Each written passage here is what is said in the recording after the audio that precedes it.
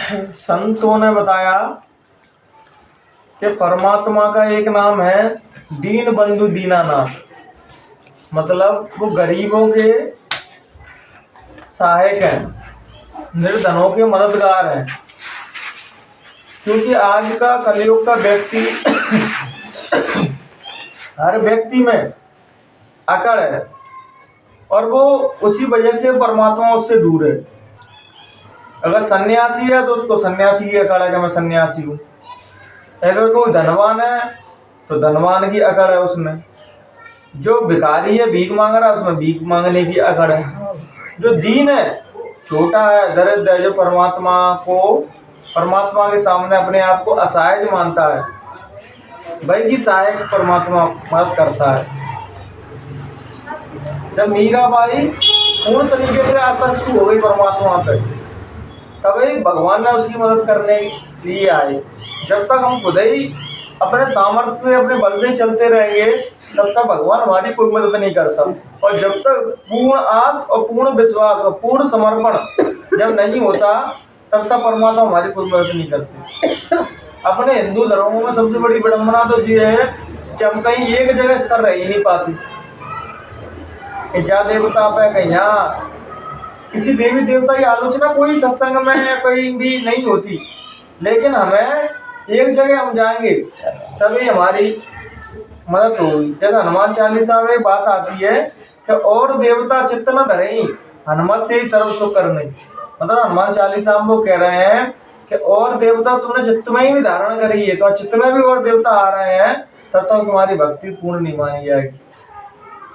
जब नारद जी नारायण नारायण कहते थे, नारद जी के विपदा में पड़ जाते तो जाते थे समस्या का समाधान नारद जी के पास।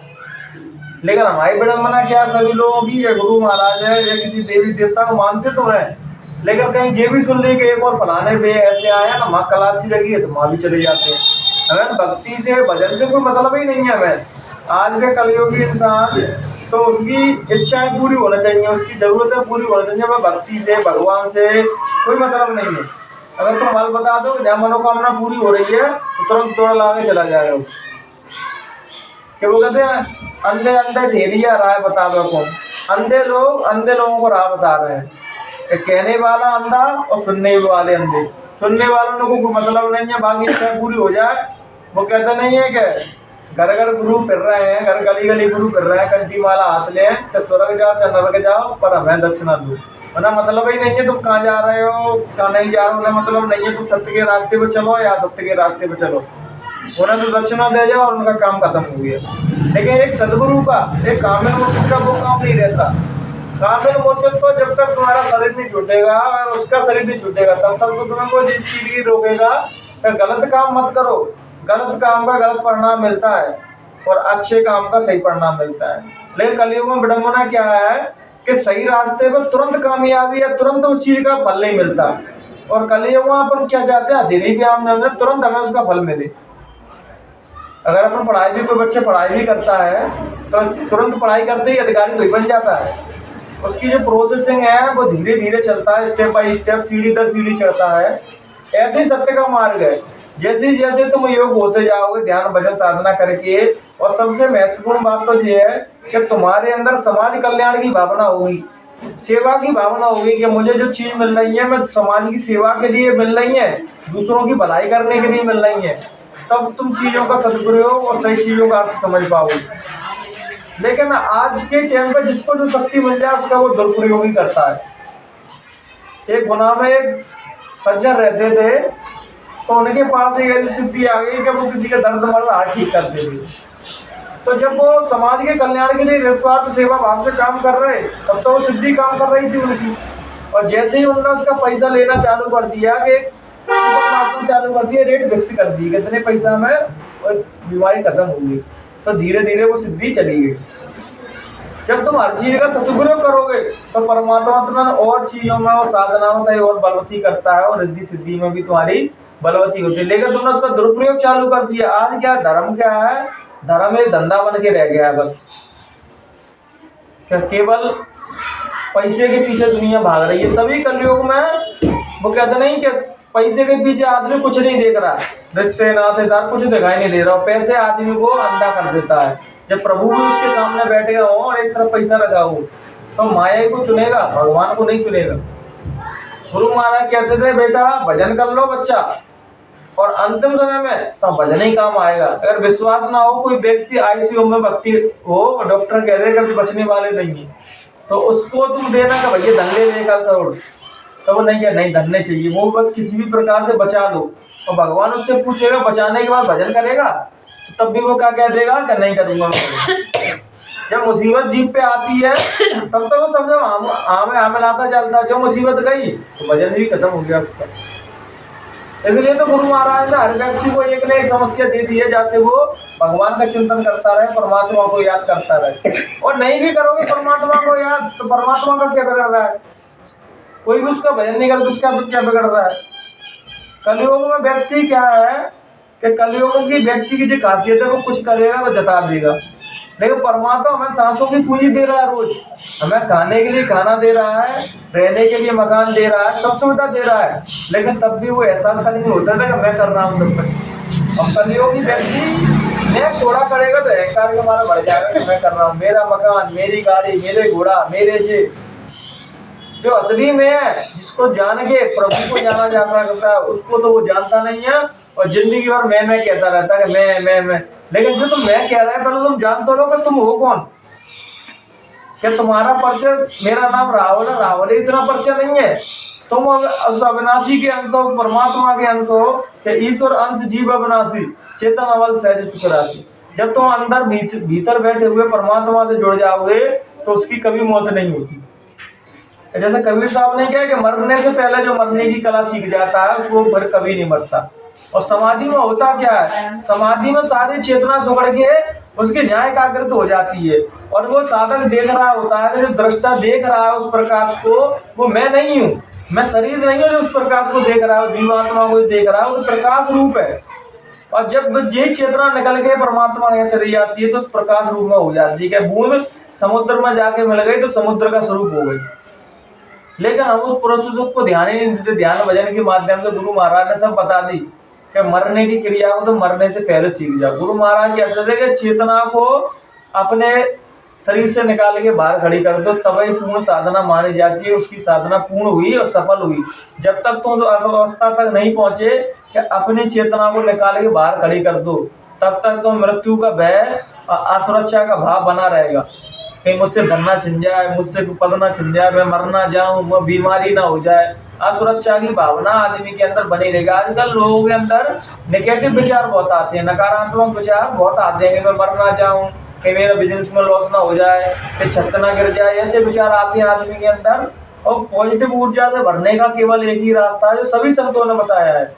या तो तुम अपने धर्म की भाषा में कहो तो भजन करो, साइंस की भाषा में कहो तो ध्यान करो, मेडिटेशन करो, लेकिन तुम्हें आत्म शांति के लिए अपनी आत्मा को जानना तो पड़ेगा ही, तभी तो अपने अंदर आत्म शांति और शांति को महसूस कर पाओगे। क्योंकि प्रोसेसिंग और कोई यही नहीं है, दूसरा कोई प्रोसेस नहीं है तुम्हारे अंदर कोई डाल देगा शांति। अपना जो मन है ना वो इतना चंचल है, इतना चलायमान है कि वो स्तर ही नहीं है एक जगह। और स्तर कब होगा कि धीरे धीरे रे मना धीरे सब कुछ हो, माली सींचे 100 घड़ा ऋतु आवे तब हो। जब धीरे धीरे हम भजन के माध्यम से साधना कर करके मन को एकाग्रित कर देते हैं, जो चंचलता मन है वो धीरे धीरे एकाग्रित हो जाता है, तब ठहराव आता है और तभी साधना बनती है। जब तक हमारा मन स्तर नहीं है तो 4 घंटे 5 घंटे बैठे रहना, बाकी कोई फल नहीं मिलेगा। या हम किसी अहंकार के बस या किसी लालच बस बैठे हैं साधना कर रहे हैं, तो वो नहीं है। कुछ काम ऐसे भी होते हैं जिसके बदले व्यक्ति को कुछ मिलता नहीं है, फिर भी वो करता है। जैसे भगवान का भजन व्यक्ति करता है, उससे पूछो भैया तुम्हें इसके बदले क्या मिल रहा है, तो मिलता तो वैसे बहुत कुछ है, लेकिन बाहर कुछ नहीं दिखेगा तुम्हें। तो मुझे बाहर में कुछ दिखा दूंगी, बाहर कुछ नहीं दिखेगा, अंतर में ही दिखेगा। अंतर में खुश रहेगा वो व्यक्ति, वो प्रसन्न रहेगा, वो भूख से मर रहा होगा तब भी प्रसन्न होगा। बाकी अंदर एक चेहरे पे खुशी, एक उसके पूरे आवा मंडल पर शांति होगी, वो किसी प्रकार से उसका मन उथल पुथल नहीं हो रहा होगा। और आज के व्यक्ति देखो करोड़ों की प्रॉपर्टी है, सब संपन्न है, फिर भी मन इतना चंचल है कि वो सब कुछ होने के बाद भी अशांत है। जब हमारे पास कोई नए बच्चे, नौजवान बच्चे आते हैं तो सबकी बस एक ही कहानी रहती है कि भैया मन चंचल है बहुत, मन एक जगह टिकता ही नहीं है, सेकंड में माँ। तो हमने उनसे कही कि ध्यान करो। ध्यान ही एक ऐसा माध्यम है जिससे मन की स्थिरता, मन की चंचलता को रोका जा सकता है। और ध्यान का मतलब ये नहीं कि जिस अवस्था में मैं बैठा हूँ वही ध्यान है, नहीं। गुरु महाराज ने तो और भी सरल कर दिया इसको, क्या जैसे हाथ पैरों में दर्द हो रहा है बैठने पर, तो लेट के करो। लेट को अपनी चेतना को यहाँ केंद्रित करो, और केंद्रित यहाँ कैसे करोगे, आंखें दोनों बंद कर लो। अगर पट्टी से बंद कर सकते हो, अब तो पट्टी भी आने लगी, तो उनसे बंद कर लो। नहीं बंद कर रहे हो तो धीरे धीरे आंखें अपनी पुतली, चंचलता नहीं हो, केवल इस तरह ऐसे बैठे रहो और अपनी चेतना को देखो कि चेतना सुकड़ सुकड़ से धीरे के पैरों के पंजों से निकल के धीरे धीरे न्याय एकाग्रत हो रही है। जब हम देखेंगे उसको तो हमें मृत्यु का किसी भी प्रकार का भय नहीं रहेगा। जो कष्ट हमें मिल रहा है ना, तो शरीर में ही तो कष्ट पड़ रहे हैं, चेतना पर तो कोई कष्ट नहीं है। चेतना तो जब शरीर जर्जर हो गया जा जुड़ेगा, दूसरे शरीर में विराजमान हो जाएगा। लेकिन चेतना जो प्रकाश है वो कभी खत्म नहीं होगा। अभी तो कहते हैं कि आत्मा अमर है। गीता में भगवान श्री कृष्ण कह रहा है कि हे अर्जुन, जिनको तू मार रहा है उनके शरीर खत्म होंगे, आत्मा उनके अंदर ही कभी नहीं मारी जाएगी। और हमें गुरु महाराज ने साधना बताई है, सभी महात्माओं ने साधना अंतर की बताई है कि अपने आत्म स्वरूप को जान लो। जैसे नारद जी ने कहा था कि मैं सब कुछ जान चुका, लेकिन संतों ने कही है कि आत्मा को जानना, आत्मा को जानना। सब रिद्धि सिद्धि थी नारद जी के पास, सब जो भी रिद्धि सिद्धि होने चाहिए सब थी नारद जी के पास, लेकिन आत्मज्ञान नहीं था उनको। तब भगवान ने कही कि बिना गुरु के किसी को आत्मज्ञान प्राप्त नहीं होता। आज सदगुरुदेव भगवान गुरु महाराज कह रहे थे कि जब तुम ऊपर के रूहानियत के मंडलों में जाओगे तो हर लोगों में गुरु महाराज तुम्हारे संग होंगे, तुम्हारा कामिल मुर्शिद तुम्हारा गुरु संग होगा, नहीं तो आप साधना में एक पथ भी नहीं चल सकते। ये मन है ना, अगर स्त्री के लोगों में पहुंचेगा तो पुरुष तुरंत गिर जाएंगे, और स्त्री पुरुषों के लोगों में पहुंचेगा तो तुरंत स्त्री गिर जाएंगे। इसलिए गुरु को सर्वधारी मान के चलोगे तभी साधना में आगे बलवती होगी।